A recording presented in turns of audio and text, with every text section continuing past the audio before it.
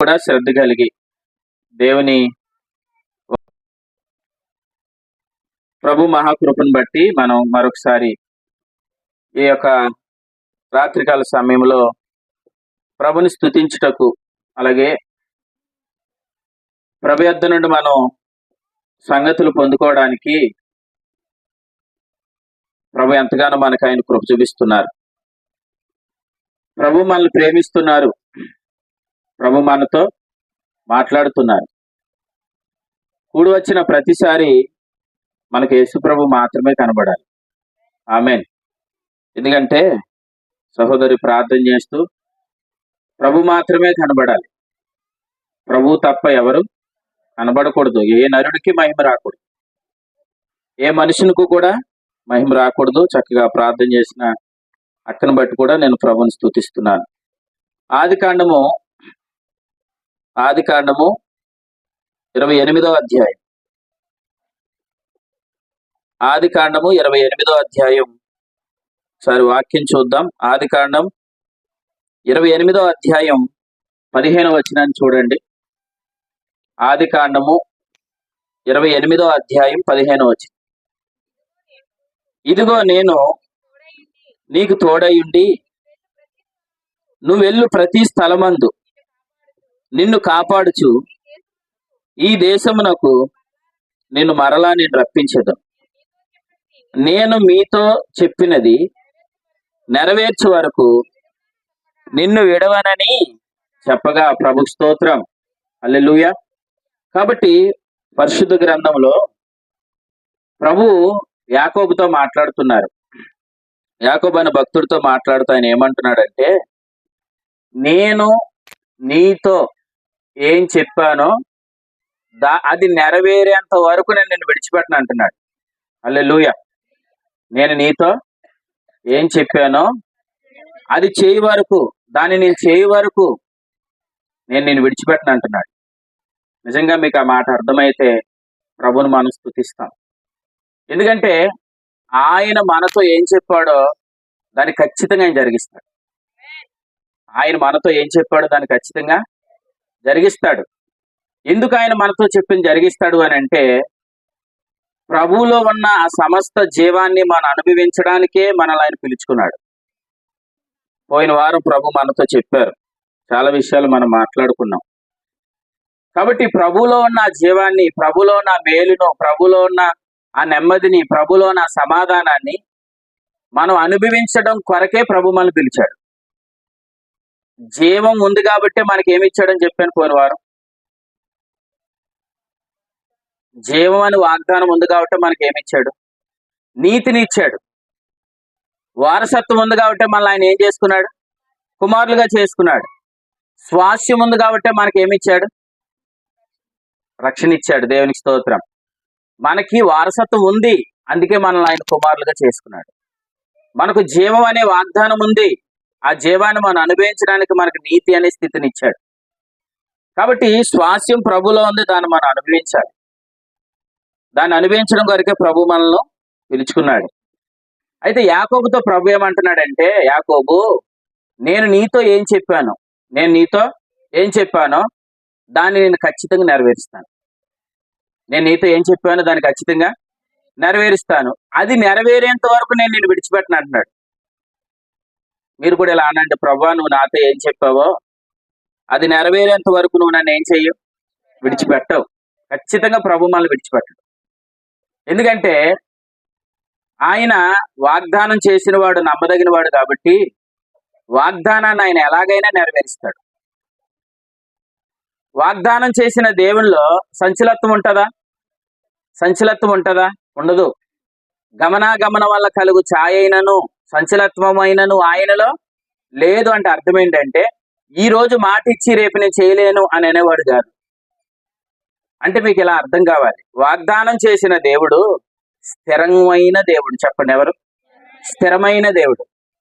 కానీ వాగ్దానం పొందుకున్న మానవుడైతే స్థిరుడు కాదు. అర్థమైన వారు దేవునికి స్తోత్రం. దేవుడు ఎవరు? స్థిరమైన వాడు. ఆయన ఏమంటున్నాడంటే, నేను మీతో ఏం చెప్పానో దాన్ని ఖచ్చితంగా నేను నెరవేరుస్తాను. నెరవేర్చేంత వరకు నేను నిన్ను విడవను అన్నాడు. నెరవేర్చేంత వరకు ఆయన మనల్ని ఏం చేయడు? విడిచిపెట్టాడు. ఆయన వాగ్దానం చేశాడంటే, ఎందుకంటే ఆయన ఏం చెప్పాడో, ఏం మాట్లాడాడో, ఎప్పుడు ఏ వాగ్దానం ఇచ్చాడో అన్నీ ఆయన తెలుసు. డేటుతో శుద్ధాగా ప్రభు తెలుసు. నమ్ముతారా మీరు? డేటుతో శుద్ధాగా నీతో ఏ సంవత్సరం మాట్లాడాడు, ఏ నెల మాట్లాడాడు, ఏ రాత్రి మాట్లాడాడు, ఎప్పుడు మాట్లాడాడు, ఏ సేవకుని ద్వారా ప్రభు మాట్లాడాడో ప్రభు దగ్గర డేటుతో శుద్ధాగా ప్రత్యక్షత రాయబడింది. మీరు నమ్మితే దేవునికి స్తోత్రం. చూడండి ఆ మాట, సంఖ్యాకాండం 1వ అధ్యాయం 1వ వచనం.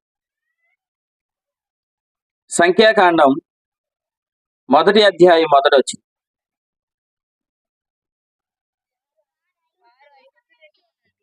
చదవమ్మా. వారు ఐగుప్తు దేశము నుండి బయలు వెళ్ళిన సంవత్సరం, ప్రభుకి స్తోత్రం, 2వ నెల, దేవునికి స్తోత్రం, 1వ తేదీ. సంవత్సరం చెప్పండి, నెల, తేదీ. సీనాయి అరణ్యమందలి ప్రత్యక్షత గుడారములో యెహోవా మోషేతో మాట్లాడెను. దేవునికి స్తోత్రం. ఆయన మాట్లాడిన దానికి ఆయనకి ఏమని చెప్పండి? క్లారిటీ ఉంది, ఆయనకి స్థిరత్వం ఉంది, ఆయన గుర్తుంది. ఏం గుర్తుంది? సంవత్సరం గుర్తుంది, నెల గుర్తుంది, తేదీ గుర్తుంది. అంటే ఆయన ఎప్పుడు మాట్లాడాను అన్నది ఆయన ఏం పెట్టుకుంటున్నాడు? జ్ఞాపకం పెట్టుకుంటున్నాడు. ఇప్పుడు మాట చెప్తాను. వాగ్దానం ప్రభు చేశాడు కదా, మన ఎడల దేవునికి ఒక వాగ్దానం ఉంది కదా, లేదంటే మన ఎడల దేవుడు ఎన్నో వాగ్దానాలు చేశాడు కదా, మన పట్ల దేవునికి ఒక ఉద్దేశం ఉంది కదా, దాన్ని ఖచ్చితంగా దేవుడు ఏం చేస్తాడు? నెరవేరుస్తాడు కదా. అంటే ఎప్పుడు వాగ్దానం ఇచ్చాను అన్నది ఎవరు గుర్తుంది?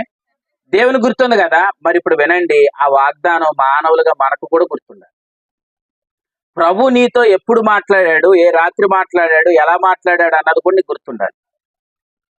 పోయిన ఆదివారం ఆరాధనలో ప్రభులా చెప్పాడు. ఏమని చెప్పాడంటే, యాకోబు తనతో దేవుడు ఏం చెప్పాడో ఆ వాగ్దానాన్ని ఎత్తిపెట్టి ఏం చేశాడు? ప్రార్థన చేశాడు. అంటే మనకు వాగ్దానాలు గుర్తుంటే మనం ప్రార్థన చేసినప్పుడు, ప్రభువా ఇదిగో నన్ను ఈ స్థలంలోనికి నువ్వు నడిపించావు కదా, నేను నా మామయ్య లాభాను దగ్గర ఉన్నప్పుడు నువ్వు ఇంటికి వెళ్ళు, నేను నీకు తోడై ఉంటాను, ఏ హాని నీకు జరగదని నువ్వు చెప్పావు కదా, ఇప్పుడు నేను ఏసావుని ఎదుర్కొంటున్నాను, అతను నన్ను చంపడానికి బయలుదేరి వస్తున్నాడు, నువ్వు నాకేమో మేలు చేస్తానని నాకు నువ్వేం చేసావు? వాగ్దానం చేసావు అని వాగ్దానం ఎత్తి ప్రార్థన చేశాడు. వాగ్దానం ఎత్తి ఎప్పుడైతే ప్రార్థన చేశాడో యాకోబుకి ఎదురైన ఏసావు చంపడానికి వచ్చిన వాడు ఏం చేస్తున్నాడు? ముద్దు పెట్టుకొని కౌగిలించుకున్నాడు. హల్లెలూయా. అంటే వాగ్దానం ఎత్తి మనం ప్రార్థన చేసే అనుభవంలోనికి మీరు అందరూ వచ్చుదురు కాకంటే ప్రభువైన యేసు నామములో. అయితే వాగ్దానాలు ఎత్తి మనం ప్రార్థన చేయాలంటే మనకి ఏం గుర్తుండాలి? వాగ్దానం గుర్తుండాలి. ఆ వాగ్దానం ఎవరు గుర్తుంది? నెరవేర్చేవాడు గుర్తుంది. ఆ వాగ్దానం ఇప్పుడు ఎవరు గుర్తుండాలి? అనుభవించవలసిన మనకు గుర్తుండాలి. దేవునికి స్తోత్రం.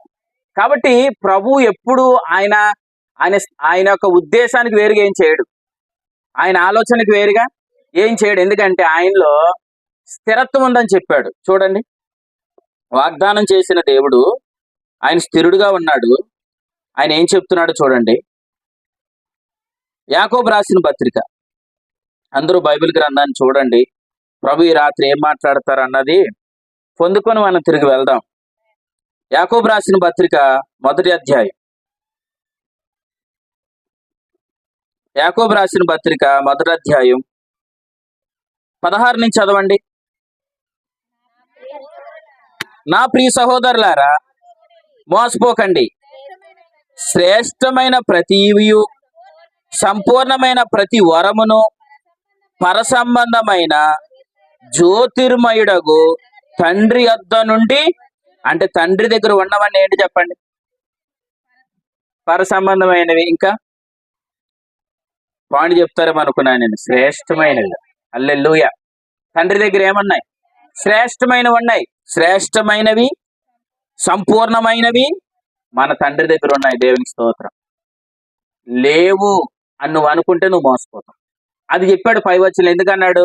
మోసపోకండి, తండ్రి దగ్గర అన్ని ఉన్నాయని ఎందుకు చెప్పాడు?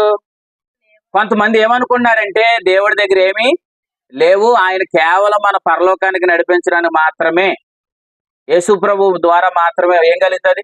పరలోకం మాత్రమే. ఈ భూ సంబంధంగా మనకేమి కలగో. ఈ భూ సంబంధంగా మనం కష్టాలు, వ్యాధులు, బాధలు, ఇరుకులు, ఇబ్బందులు అనుభవించాలి. లాజరు వాళ్ళే ఖచ్చితంగా మనం లాజరు ఎలా మరణించాడు?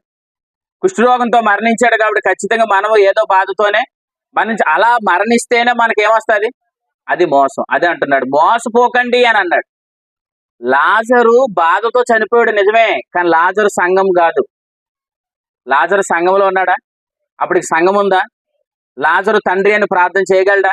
లాజరులో పరిశుద్ధాత్మ దేవుడు ఉన్నాడా? వినండి, కానీ మనలో పరిశుద్ధాత్మ దేవుడు ఉన్నాడు. మనం సంఘం క్రీస్తు తన స్వరక్తం ఇచ్చి సంపాదించిన సంఘం. చాలా మంది ఏమనుకుంటున్నారంటే ప్రభులో మనకి రక్షణ వరకే ఉంది, ప్రభు మనల్ని పరలోకానికి మాత్రమే నడిపించగలడు, ఈ భూ సంబంధమైన వేటిని మనం అడగకూడదు, ప్రభు దగ్గర అవేమి లేవు అని అనుకుంటే నువ్వు మోసపోయినట్టే. ఎందుకంటే తిమోతి మొదటి పత్రిక 4:8 ఇలా అన్నాడు, దైవభక్తి ఇప్పటి జీవం విషయంలోను రాబో జీవం విషయంలో. అంటే ప్రభు ఏమివ్వగలడు? నీకు రాబో జీవాన్ని ఇవ్వగలడు. వినండి, ఇప్పటి జీవాన్ని కూడా ప్రభు నీకు ఇవ్వగలడు. దేవునికి స్తోత్రం. అసలు భక్తి అంటేనే తిమోతి రెండో పత్రిక 2వ అధ్యాయం మొదటి పత్రిక 2వ అధ్యాయం మొదటి వచ్చిన ఏమన్నాడు? సుఖముగాను నెమ్మదిగాను సంతోషముగా నుండి దైవభక్తి అని చెప్పాడు. అంటే దైవభక్తిలో నెమ్మది ఉంది, దైవభక్తిలో సమాధానం ఉంది. కానీ చాలా మంది ఏమనుకున్నారంటే ప్రభుని నమ్మితే మన పరలోకం వెళ్తాం, ప్రభుని నమ్మితే చాలు, మనం రక్షించబడితే చాలు కాదు. అసలు నేను ఈ భూమి మీద ఉంచింది ఆయన కొరకు నువ్వు సాక్షిగా ఉండడానికి. యేసు ప్రభు వస్తే ఆయన నమ్మిన పిల్లలందరూ ఎత్తబడతారు. ఎందుకు? ఆయన ఎందుకు విశ్వాసం ఉంచారు కాబట్టి, ఆయన రక్తం చేత కడగబడ్డారు కాబట్టి, పరిశుద్ధులుగా తీర్చబడ్డారు కాబట్టి ఆయన వస్తే అందరూ ఎత్తబడతారు. కానీ ఈ భూమి మీద ఉండగా ఆయనలో ఉన్నవి నువ్వు ఎంత అనుభవించావో దాన్ని బట్టి అక్కడ లెక్క జరుగుతుంది. క్రీస్తు న్యాయపీఠం దగ్గర ప్రభు ఏమడుగుతాడంటే నాలో ఉన్న జీవాన్ని నువ్వు ఎంత అనుభవించావు అది అడుగుతాడు ప్రభు. నాలో ఉన్న జీవాన్ని నువ్వెంత అనుభవించు. ఇప్పుడు ఆయనలో ఉన్న జీవాన్ని మనం అనుభవిస్తేనే కదా ఆయన కొరకు ఈ భూమి మీద మన సాక్షిగా ఉండగలం. ఇదిగో నేను వచ్చే వరకు అతడు ఉండుట నాకు ఇష్టం. అతడు అంటే ఎవరు? యోహాను అంటే కృప. అంటే సంఘము యేసు ప్రభు వచ్చేంత వరకు ఎక్కడ ఉంటుంది? భూమి మీద ఉంటుంది. భూమి మీద ఎందుకు ఉండాలి సంఘం? ఎలా అన్నాడు? సత్యమునకు సాక్ష్యం ఇవ్వడానికి ఉంచాడు సంఘాన్ని. సంఘం సాక్ష్యం ఇవ్వాలంటే మనం వ్యాధులు గుండా, బాధలు గుండా, బలహీనతలు గుండా, సమస్యలు గుండా మనమే నడిచేసి యేసు ప్రభు నమ్ముకోండి మీకు అన్ని అవసరాలు తీరుతాయని చెప్తే ఎవడు నమ్ముతాడు? అర్థమైంది? అప్పుడు ఆ ప్రకటన ఎలా ఉండదని చెప్పాడు? ఫిలిప్పీ పత్రిక రక్షణార్థంగా ఉండదని చెప్పాడు. మన ప్రకటన ఎలా ఉండాలి? రక్షణార్థంగా ఉండాలి. రక్షణార్థంగా ఉండాలంటే ప్రభువులో ఉన్న జీవాన్ని నువ్వు అనుభవించాలి. ప్రభువులో ఉన్న జీవాన్ని, ఆ నెమ్మదిని, ఆ సమాధానం నువ్వు అనుభవిస్తే, వినండి, తండ్రిలో సమస్త ఉన్నవి, నాకు కావలసినవని నా ప్రభులో ఉన్నాయి, నా సమాధానం ప్రభులో ఉంది, నా నెమ్మది ప్రభులో ఉంది అని నువ్వు నమ్మితే ఆయనలో ఉన్నవన్నీ నువ్వు అనుభవిస్తావు. కొంతమంది ఏమనుకుంటున్నారంటే ఇక్కడ పేతురు గారు అంటున్నారు మోసపోకండి. యాకోబు గారు ఏమంటారు? మోసపోకండి, శ్రేష్టమైనవే తండ్రిలో ఉన్నాయి అంటున్నాడు. మోసపోకండి, శ్రేష్టమైనవి తండ్రిలో ఉన్నాయని అంటున్నాడు. అని కొంతమంది ఏమనుకుంటున్నారు? అవి లేవు, చెప్పండి, అవి ఏమి లేవు అనుకుంటున్నారు. అది మోసపోకండి అని చెప్పాడు. రండి యాకోబు రాసిన పత్రికలో మరలా చదవండి. ఇప్పుడు యాకోబు రాసిన పత్రిక 1వ అధ్యాయం 16వ వచనం. నా ప్రియ సహోదరులారా, మోసపోకండి, శ్రేష్టమైనవి సంపూర్ణమైనవి ప్రతి వరము కూడా జ్యోతిర్మయుడు మన తండ్రిలో ఉన్నాయి, అవన్నీ తండ్రి యొద్ద నుండి వచ్చును. ఇప్పుడు చూడండి తర్వాత ఏమంటున్నాడు? ఆయన యందు, ఎవరి యందు? ప్రభు యందు ఏ సంచలత్వమైనను గమనముల వలన కలుగు ఏ ఛాయ అయినను ఆయనలో లేదు. అంటే అర్థం ఏంటంటే ఆయనలో సంచలత్వం లేదు. సంచలత్వం అంటే అర్థం ఏంటి? ఈ రోజు ఒకలా ఉండి, చెప్పండి, రేపు ఒకలా ఉండేవాడు కాదు. ఈ రోజు మాట ఇచ్చేసి రేపొద్దు నేను చేయలేను అనేవాడు కాదు. ఆయన సంపూర్ణమైనవి ఇస్తాడు, ఎందుకంటే ఆయనలో సంపూర్ణమై ఉన్నాయి కాబట్టి. ఆయన శ్రేష్టమైనవి ఇస్తాడు, ఎందుకంటే ఆయనలో శ్రేష్టమైనవి ఉన్నాయి కాబట్టి. వాటన్నిటినీ ప్రభు మనకి ఇస్తాడు, ఎందుకంటే ఆయన స్థిరుడు. ఆయనలో ఎటువంటి సంచలత్వం లేదు. గమనాగమనం వల్ల కలుగు ఏ ఛాయనను ఆయనలో లేదు. సంచలత్వం లేదు అని అంటే ఆయన స్థిరుడుగా ఉంటాడు. ఆయన వాగ్దాన విషయంలో ఆయన స్థిరుడు, నీకు మాట ఇచ్చిన విషయంలో ఆయన స్థిరుడు, నీ పట్ల ఆయనకున్న ఉద్దేశ విషయంలో ఆయన స్థిరుడే గాని ఆయన అస్థిరుడు కాదు అని చెప్పాడు. కానీ ఇంతకీ అస్థిరుడు ఎవరో? 7వ వచనం. అట్టి మనుషుడు ద్విమనసుడు. అంటే ఎవరికి ఉంది ద్విమనసు? మనుషుడికి ఉంది, కానీ ఎవరికి లేదు? హల్లెలూయా. దేవునికి ఏమి లేదు? 2 మనసులు లేవు. మానవుడికి ఏమున్నాయి? 2 మనసులు ఉన్నాయి. దేవునికి ఆయన ఉన్న ఉద్దేశం పట్ల ఆయన స్థిరుడుగా ఉన్నాడు, కానీ మనిషి ఎలా లేడు? స్థిరుగా లేడు. ఆ తర్వాత కూడా చెప్పాడు, చదవండి. అట్టి మనుషుడు ద్విమనసుడై తన సమస్త మార్గముల యందు అస్థిరుడు. అబ్బా, ఎంత బాగా చెప్పాడు చూడండి. మానవుడు అస్థిరుడు, ద్విమనసు కలిగిన వాడు. కానీ ప్రభు ఎవరు? ఆయన ద్విమనసుడు కాదు. ఆయన స్థిరుడు, ఏ సంచలత్వం ఆయనలో లేదు. కానీ మానవులు ఏముంది? స్థిరత్వం లేదు మానవుల్లో. మానవులు అంటే ఎవరు? విశ్వాసి. ఆయన యందు విశ్వాసం ఉంచిన వారు అందరూ ఎలా ఉండాలంటున్నాడంటే ఏక మనసు కలిగి ఉండాలి, ఒకే మనసు కలిగి ఉండాలి. రెండోది ఏమన్నాడు? స్థిరమైన మనసు కలిగి ఉండాలి. అలా లేకపోవడం వల్లనే ఏం జరుగుతుంది అంటున్నాడు చూడండి తర్వాత. అస్థిరుడు గనుక ప్రభు వలన తనకి ఏమైనాను దొరుకునని తలంచుకోరాదు, ఎందుకంటే నువ్వు అస్థిరుడు అయ్యావని అన్నాడు. నువ్వు అస్థిరుడివి, నువ్వు ద్విమనసు కలిగి ఉన్నావు, నీలో ఏమి లేదు?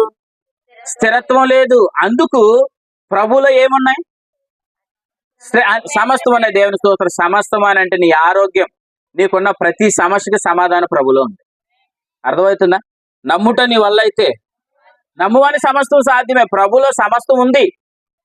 శ్రేష్టమైన ఉన్నాయి, పరసంబంధమైన ఉన్నాయి, సమస్తం ప్రభులో ఉన్నాయి. ఆయన ఎవరు? స్థిరుడు. ఆయనలో ఏమి లేదు? సంచలత్వం లేదు. అస్థిరుడు కాదు, ఆయన స్థిరముగా ఉండేవాడు. అంటే అర్థమే, నీతో ఏం మాట్లాడాడో, ఏం వాగ్దానం ఇచ్చాడో అన్న విషయంలో ఎవరి క్లారిటీ ఉంది? ప్రభు క్లారిటీ ఉంది. కానీ ఆ వాగ్దాన విషయంలో నీకు సందేహం వచ్చింది. ప్రభు మాట్లాడిన దాని విషయంలో ఆయనకి క్లారిటీ ఉంది, ఆయన స్థిరుడే. గాని ఆ విషయంలో ఎవరికి ద్విమనసు వచ్చింది? నీకు ద్విమనసు వచ్చింది. అంటే ఎవరి మనసు పాడైంది? నీ మనసు పాడైంది. కానీ ఆయన మనసు ఎప్పుడు పాడవాల? ఆయన నిన్న, నేడు, రేపు ఆయన ఏకరీతిగా ఉన్నవాడే. ఎందుకు? ఆయన దగ్గర డేట్తో శుద్ధాగా ఉంది, సంవత్సరం ఉంది, 2 నెల ఉంది, 3 రోజు ఉంది. మీకు మాట చెప్తాను వినండి. క్రీస్తు నాయపీఠం దగ్గరికి వెళ్ళిన తర్వాత కూడా నీకు ఏ టైంలో వాగ్దానం ఇచ్చానన్నది కూడా నీకు ఆయన చూపించగలడు. అంతే. ప్రభుకి స్తోత్రం. అర్థమవుతుంది. అంటే దేవునికి ఏముంది? స్థిరత్వం ఉంది. మానవునికి ఏమి లేదు, స్థిరత్వం లేదంటే మానవునికి ఎన్ని మనసులు వచ్చేస్తున్నాయి అంటే ఇలా ఎందుకు వచ్చేస్తుంది అంటే వాగ్దానాల విషయంలో మనం సందేహించే మనసు మంది. వాగ్దానాల విషయంలో ఏంటి? సందేహం. అందుకే పౌలు గారు కొరింథీ మొదటి పత్రిక 14వ అధ్యాయం రాస్తూ ఏమన్నారు చూడండి. కొరింథీలకు రాసిన మొదటి పత్రిక 14వ అధ్యాయం, కొరింథీలకు రాసిన మొదటి పత్రిక 14వ అధ్యాయం, కొరింథీలకు రాసిన మొదటి పత్రిక 14వ అధ్యాయం 14వ వచనం చదవండి. నేను భాషతో ప్రార్థన చేసిన ఎడల నా ఆత్మ ప్రార్థన చేయను గాని, వినండి పౌలు గారు అంటున్నారు, నా మనసు ఎప్పుడూ ఫలవంతంగా ఉండదు. మనసు ఫలవంతంగా ఉండదంటే అర్థం ఏంటి?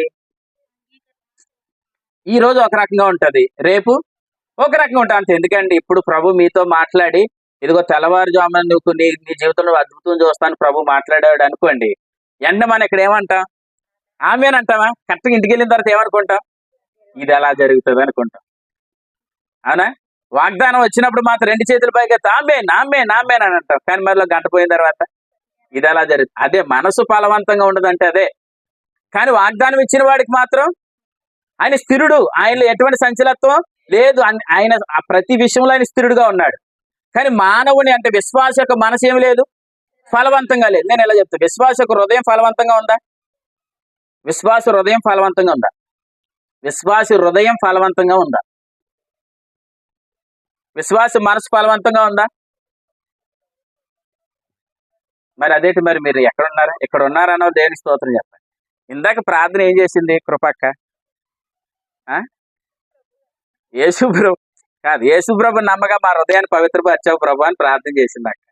ఇప్పుడేమో హృదయం ఫలవంతంగా ఉందంటే బాబాయ్ కాదండి, హృదయం ఫలవంతంగా లేదండి. హృదయం ఫలవంతంగా లేకపోతే నీలో పరిశుద్ధాత్మ దేవుడు ఎందుకుంటాడు? హృదయం ఆల్రెడీ క్రీస్తు ప్రభు నందు విశ్వాసం ఉంచిన మా హృదయం ఏం చేయబడింది? కడగబడింది. అపోస్తల కార్య గ్రంథం 15వ అధ్యాయం 8-9 వచనం హృదయం కడగబడింది. హృదయంలో ఆల్రెడీ ఎవరున్నారు? పరిశుద్ధాత్మ దేవుడు ఉన్నాడు. ఆయన ఉన్నాడు కాబట్టి నీకు వాగ్దానాలు ఇస్తున్నాడు. ఆయన ఉన్నాడు కాబట్టి ఆయన నీతో మాట్లాడుతున్నాడు. కానీ ఇక్కడ దినదినము మన హృదయం అయితే ఫలవంతంగా ఉంటుంది, కానీ మన మనసు ఎలా ఉండదు? ఫలవంతంగా ఉండదు. ఎందుకంటే ఈ రోజు ఒకలా ఉంది, రేపు అలా ఉండకపోవచ్చు. రేపు బాగుంది, ఎల్లుండు బాగోకపోవచ్చు. అంటే మనసు ఏమైపోతూ ఉంటుంది? మారిపోతూ ఉంటుంది. అందుకన్నాడు ద్విమనసు కలుగుతుంది, అస్థిరుడైపోతున్నాడు విశ్వాసి. అంటే వాక్కు వచ్చినప్పుడు, వాగ్దానాలు వచ్చినప్పుడు ఆమేనని పలికిన మనమే కొన్ని సందర్భాల్లో దాని విషయంలో నువ్వు సందేహిస్తున్నావు. ఎందుకు సందేహిస్తున్నావు? ఎందుకు సందేహిస్తున్నావు? మనం వినండి, మన మనసును మనం ఆధారం చేసుకుంటున్నాం కాబట్టి. మనసును నువ్వు ఆధారం చేసుకోవడం వల్ల ఇది ఎలా జరుగుతుంది, ఇది జరగాలంటే, ఇది చెయ్యాలంటే ఏదేదో నువ్వు ఆలోచిస్తున్నావు. కానీ ప్రభు ఏమన్నాడు తెలుసా? మనం ఇన్ని ఆలోచిస్తాం కానీ ప్రభు దాన్ని ఒక మాటలో కొట్టివేస్తాడు అంతే. యెహోషువ గ్రంథంలో ఎరుకో పట్టణాన్ని పట్టుకోవడానికి ఆ పట్టణాన్ని వాళ్ళందరూ ఏం చేశారంటే ద్వారములు బంధించేశారు. దాన్ని చాలా పగడ్బందీ చేసేశారు. కానీ ప్రభు ఇలా అన్నాడు, ఆ పట్టణాన్ని ఎరుకో పట్టణం కూడా చుట్టూ మీరు తిరిగి మీరు మాట్లాడండి, విశ్వాసంతో మీరు మాట్లాడండి, కేకలేయండి అన్నాడు. కేకలేస్తే ఎరుకో పట్టణం గోడలు ఏమయ్యాయి? కూలిపోయి. కానీ వాళ్ళు ముందు ఎలా ఆలోచించారు తెలుసా? ఇంత పట్టణాన్ని మనం ఎలా పట్టుకోగలం, ఇంత సమస్యను మనం ఎలా జయించగలం, ఇంత ఇబ్బందులు ఎలాగ మనం దాటి వెళ్ళగలం, చాలా బంధించేశారు కదా, ఈ పట్టణాన్ని మనం ఎలా ఓడించగలం. కానీ చాలా ఈజీ, వాళ్ళు ఊహించినంత కూడా లేదు. కేవలం వారు కేకలేశారు, పట్టణం పట్టబడింది. దేవునికి స్తోత్రం. కాబట్టి మనం చాలా సందర్భాలు ఏమనుకుంటాం, దీన్ని ఎలా జయించగలం, దీన్ని ఎలా జయించగలం అని మనం ఎందుకు అనుకుంటామంటే ప్రతి వాగ్దానాన్ని మన మనసుతో ఏకీభిస్తున్నాం. వాగ్దానాన్ని నువ్వు మనసుతో ఏకీభవించినంతకాలం నీ మనసు ఎలా ఉండదు? ఫలవంతంగా ఉండదు. అందుకే పౌలు గారు ఏమంటున్నారంటే, నా మనస్సు ఫలవంతంగా నా మనసు ఫలవంతంగా లేదు అన్నాడు. వాగ్దానాల విషయంలో దేవునికి ఎలా ఉంది? ఆయన మనసు ఎలా ఉంది? ఫలవంతంగా ఉంది. ఆయన స్థిరుడుగా ఉన్నాడు. కానీ విశ్వాస యొక్క మనసు ఎలా ఉంది? స్థిరత్వం లేదు. విశ్వాస యొక్క మనసుకి ఏమొచ్చింది? ద్విమనసు వచ్చింది. మనసు ఎలా ఉంది? ఫలవంతంగా లేదన్నాడు. అందుకే మనసు ఎప్పుడు కూడా ఏం చేస్తూ ఉండాలి? మనం పేతురు గారు రాసిన మొదటి పత్రిక, రైట్, వెరీ గుడ్. మనసు ఎప్పుడు కూడా కడుక్కుంటూ మనం ఉండాలి. పేతురు గారు రాసిన మొదటి పత్రిక, పేతురు గారు రాసిన మొదటి పత్రిక 23వ వచనం చూడండి. పేతురు గారు రాసిన మొదటి పత్రిక 1వ అధ్యాయం 23వ వచనం. మీరు ప్రభుకి స్తోత్రం. అది కావలసిన వచనం చదువు చూడండి. మీరు సత్యమునకు విధేయులగుట చేత మీ మనస్సులను పవిత్రపరుచుకొని వారై ఉండి. దేవునికి స్తోత్రం. అంటే వాక్యము ద్వారా మీ మనసు పవిత్రమవుతుంది. సత్యవాక్యానికి ఎప్పుడైతే మీ మనసునిస్తారో అప్పుడు మీ మనసు నిరంతరం ఏం చేయబడుతుంది? కడగబడుతుంటుంది. అంటే మనసు ఫలవంతంగా ఉండదు, కానీ తరచుగా మీరు వాక్యం వినడం వల్ల మీ మనసు ఏమవుతుంది? కడగబడుతుంది. అంటే మీ మనసు నూతన పరచబడుతుంది. దేవునికి స్తోత్రం. మీ మనసు నూతన పరచబడుతుంది. ఆల్రెడీ యేసు ప్రభునప్పుడు మన హృదయం ఏం చేయబడింది? కడగబడింది. మన హృదయం కడగబడింది. కానీ నిరంతరం నువ్వు వాక్యం వినటం వలన, సత్యానికి విధేయులవటం చేత నీ మనసు ఏమవుతుంది? కడగబడుతుంటుంది. ఎందుకంటే మనసు ఫలవంతంగా ఉండాలా ఉండకూడదా? మనసు ఫలవంతంగా ఉండాలి. మనసు ఫలవంతంగా లేకపోతే మనకి ఏ మనసు వస్తుంది? ద్విమనసు వస్తే తండ్రిలో ఏమున్నాయి? సమస్తం ఉన్నాయి, శ్రేష్టమైన ఉన్నాయి. కానీ వాటిని మనం పొందుకోలేం. ఏమన్నాడు? వారు ద్విమనసులై, అట్టు మనుషులు వారు ద్విమనసులై అస్థిరులు గనుక ఆయనలో ఉన్న వాటిని వారు ఏమీ పొందుకోలేకపోతున్నారని చెప్పాడు. అంటే ద్విమనసు వస్తే మనకు కావలసినవన్నీ ప్రభులో ఉన్నాయి, కానీ వాటిని దేన్ని మనం అనుభవించలేం. మీలో ఎవరికి ఆ ద్విమనసు రాకుండాను గాక, మీ మనసు ఫలవంతంగా మార్చబడును గాక. కాబట్టి నిరంతరం మీరు వాక్యం వింటే చాలు. నిరంతరం క్రమంగా మీరు వాక్యం వింటే మీ మనసు ఏమవుతుంది? పవిత్రపరచబడుతుంది. మీ మనసు ఫలవంతముగా మార్చబడుతుంది. అలా ఫలవంతంగా మార్చబడితే మీ మనసు ఎలా మారుతుందో చెప్పాడు చూడండి. రోమీలకు రాసిన పత్రిక 12వ అధ్యాయం. రోమీలకు రాసిన పత్రిక 12వ అధ్యాయం 2వ వచనం చదవండి. ఉత్తమమును అనుకూలమైన పూర్ణమై ఉన్న దేవుని చిత్తమేంటో మీరు తెలుసుకొనినట్లు, ఇదిగో ఈ మాట చూడండి, మీ మనస్సు మారి నూతనం అవ్వాలి. దేవుని స్తోత్రం. మనసు ఏమవుతుండాలి? మారుతూ ఉండాలి. ప్రభు స్తోత్రం. నా మనసు పరిపూర్ణంగా మార్చబడిందన్న దేవుని స్తోత్రం చెప్పండి. అదిగో చూసారా, కొంతమంది ఇక్కడ లేరు. వెనకాల వచ్చిన ప్రసాద్ గారు లేరు, నాతనేల్ గారు మీరు స్టడీలో ఉన్నారండి, ఉన్నారా? దేవుని స్తోత్రం. మనసు పరిపూర్ణంగా మార్చబడింది అన్న వాళ్ళు దేవుని స్తోత్రం చెప్పండి. అంటే మీరు ఏం చేశారు? అంటే మీ మనసు ఫలవంతంగా మార్చబడిందా? ఇంకా మార్చబడలేదు. ఫలవంతంగా మార్చబడింది ఏంటి? హృదయం ఆల్రెడీ క్రీస్తు రక్తం చేత ఏం చేయబడింది? కడగబడింది. మనసు ఏమవుతుండాలి? కడగబడుతుండాలి. కడిగేది దేవుని వాక్యం. సత్యం వినటం వల్ల మన మనసు నిరంతరం ఏమవుతుండాలి? కడగబడుతుండాలి. అప్పుడు మన మనసు ఏమవుతుండాలి? నూతనం అవుతుంది. దేవునికి స్తోత్రం. మన మనసు ఏమవుతుంది? నూతనం అవుతుంది. దేవునికి స్తోత్రం. వినండి, ఇప్పుడు ప్రభులో సమస్తం ఉన్నాయి. యాకోబుతో ఏమన్నాడు ప్రభు? నేను నీతో చెప్పింది నెరవేర్చేంత వరకు నేను నిన్ను విడిచిపెట్టనని చెప్పాడు. అంటే దేవుడు ఎప్పుడు ఏ వాగ్దానం ఇచ్చాడు అన్నది ఎవరికి ఉంది? స్థిరత్వం ప్రభువుకు ఉంది. ఇప్పుడు ఆయనలో ఏమున్నాయి? అన్ని ఉన్నాయి, శ్రేష్టమైన ఉన్నాయి. వాటన్నిటిని ప్రభు మనకి ఇస్తాడు. అందుకే మనల్ని ఆయన కన్నాడు. దేవునికి స్తోత్రం. అందుకే మనల్ని ఆయన ఏం చేశాడు? కన్నాడు అని చెప్పాడు. రండి ఇప్పుడు యాకోబు పత్రిక, యాకోబు రాసిన పత్రిక, యాకోబు రాసిన పత్రిక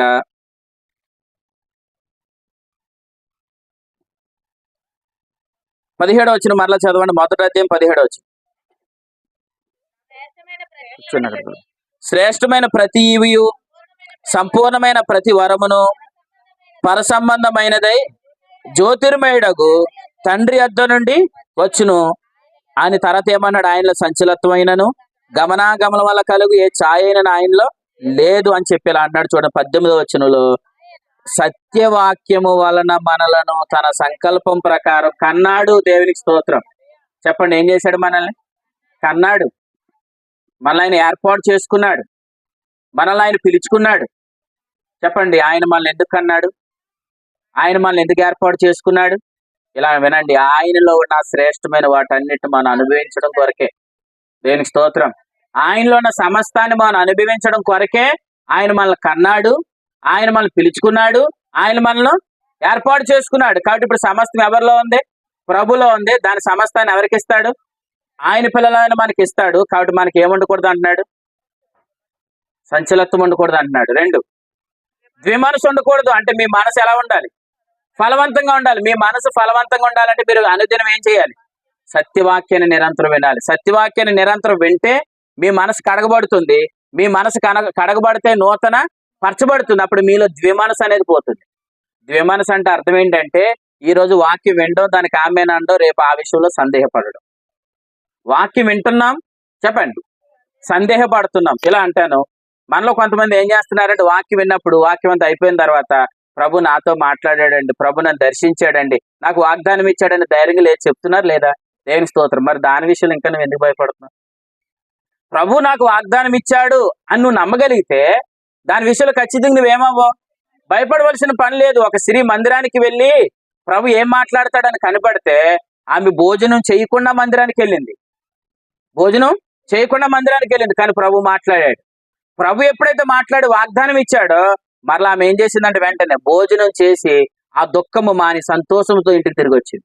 దేవుని స్తోత్రం. ఎందుకు భోజనం చేసింది? ఎందుకు సంతోషంతో తిరిగి వచ్చింది? అప్పటికి ఇంకా కార్యం జరగలేదు, కానీ ఆమె ఏమి నమ్మింది తెలుసా? వాగ్దానం చేసిన వాడు ఆయన నమ్మకమైన వాడు, ఆయన స్థిరుడు, ఖచ్చితంగా దేవుడు దాన్ని నా ఎడలు జరిగిస్తాడు. అంటే వాగ్దానం వచ్చిందా, దాని విషయం నువ్వు భయపడవలసిన పని లేదు. కాబట్టి ఇదిగో నీ కుటుంబ విషయంలో ప్రభు నీతో ఏం మాట్లాడుతున్నాడు అర్థమైందా? నువ్వు చేస్తున్న ఉద్యోగం విషయంలో, లేదంటే నువ్వు చేస్తున్న వ్యాపార విషయంలో, నువ్వు ఎదుర్కొంటున్న సమస్య విషయంలో ఈ మధ్యలో ప్రభు నీతో ఏం మాట్లాడుతున్నాడు? మరి అందు కదా, నేను ఆయనను చూచితిని. చెప్పండి, నేను ఆయనను చూచితిని. ఆయన నాతో ఈ మాట చెప్పాడు. దేవునికి స్తోత్రం, హల్లెలూయా. అంటే నేను ప్రభుని చూశాను, ప్రభు నాతో ఒక మాట చెప్పాడు. ఆ అనుభవం మీకు అందరికీ కలుగును గాక. నేను కూడికి వెళ్ళాను, ప్రభు నాతో మాట్లాడాడు. నేను ఆరాధనకి వెళ్ళాను, ప్రభు నాతో ఒక మాట చెప్పాడు. ఏం చెప్పాడంటే ఇలా అనాలి, నేను ఎదుర్కొంటున్న ఈ సమస్యలో దేవుడు నాకు విజయం ఇస్తానని నాకు వాగ్దానం చేశాడు. నాకు నెమ్మదినిస్తానని ప్రభు నాకు వాగ్దానం చేశాడు. నా ప్రతి సమస్యను తీరుస్తానని ప్రభు నాకు వాగ్దానం చేశాడు అని అనగానే ఆ రోజు నుంచి మీ యొక్క ప్రవర్తన మారిపోవాలంతే. మీ ఉద్దేశాలు మారిపోవాలి, మీ తలంపులు మారిపోవాలి. ఏంటంటే నాకు ఆల్రెడీ ప్రభు నాకు ఏమిచ్చాడు? వాగ్దానం ఇచ్చాడు. అమ్మ కూర్చోండి, అమ్మ ఎలాగల కూర్చోండి. మీరు టీలేం కాయద్దు, కూర్చోండి, టీలు కూడా పెట్టకండి. వాగ్దానం ఇచ్చాడు కాబట్టి దీని విషయంలో ఖచ్చితంగా దేవుడు ఏం చేస్తాడు? నెరవేరుస్తాడని ఆ రోజు నుంచి నీ ప్రవర్తన ఏమవ్వాలి? మారిపోవును గాక, అంతే. మరలా దాని గురించి మనం ఎక్కువగా ఆలోచించి మన మనసును మనం పాడు చేసుకోవాల్సిన పని ఏమీ లేదు. కాబట్టి నేను ఆయన చూచి ఆయన నాతో ఈ మాట చెప్పాడు. కాబట్టి ఆయన నీతో చెప్పింది జరిగించేంత వరకు ఆయన నిన్ను వదలడు. ఈ రాత్రి అది మీరు నమ్మండి అంతే. నీతో ఏం చెప్పాడు అది ఖచ్చితంగా జరిగేంత వరకు నిన్ను ఆయన వదలడు. అప్పుడు నువ్వు అంటావు, మరి నా మనసు ఫలవంతంగా లేదు కదండి. విను, నీ మనసు ఫలవంతంగా లేకపోయినా సరే నీ మనసు ఫలవంతంగా చేసేంత వరకు నేను వదలడు. దేనికి స్తోత్రం. నా మనసు ఫలవంతంగా లేదు ప్రభా, నా మనసును ఫలవంతంగా బాగు చేయ ప్రభా అన్నాడు అంతే. ఎందుకంటే వాగ్దానం చేసింది ప్రభు దాన్ని నెరవేరుస్తాడు. ఎందుకంటే మన వాగ్దానాలు పొందుకొని కూడా కొన్ని సందర్భాలు మనం సందేహిస్తున్నాం. ఆ సందేహం వచ్చినప్పుడు మన మనసు ఏమవుతుంది? ఫలవంతంగా ఉండడం లేదు. ఫలవంతంగా ఉండడం లేదు కాబట్టి వాగ్దానాన్ని మనం ఏం చేస్తున్నాం? సందేహిస్తే మన ఎడల ఆయన ఏం చేయలేడు? మీకు ఒక మాట చెప్పను, ఆయన సర్వశక్తి కలిగిన దేవుడే, కానీ నువ్వు సందేహిస్తే నీలా ఆయన పని చేయలేడు. ఆయన సర్వ శక్తి కలిగిన వాడే, కానీ మనం సందేహిస్తే మనలా ఆయన ఏం చేయలేడు, పని చేయలేడు. అందుకే దేవుని వాగ్దానమును గురించి సందేహింపక అని అన్నాడు. చూడండి రోమపత్రిక, రోమీలకు రాసిన పత్రిక 4వ అధ్యాయం 20 వచనం చదవండి. అవిశ్వాసం వల్ల దేవుని వాగ్దానమును గూర్చి, అది అంటే దేవుని వాగ్దాన విషయంలో మనం ఏం పడే అవకాశం ఉంది, సందేహం ఎప్పుడు పడతాం? మరి నువ్వు సందేహపడితే ఆమెను అనగలవా? మరి ఆమెను అన్నావు కదా, ఆమెనని ఇప్పుడు ఎందుకు సందేహపడుతున్నావు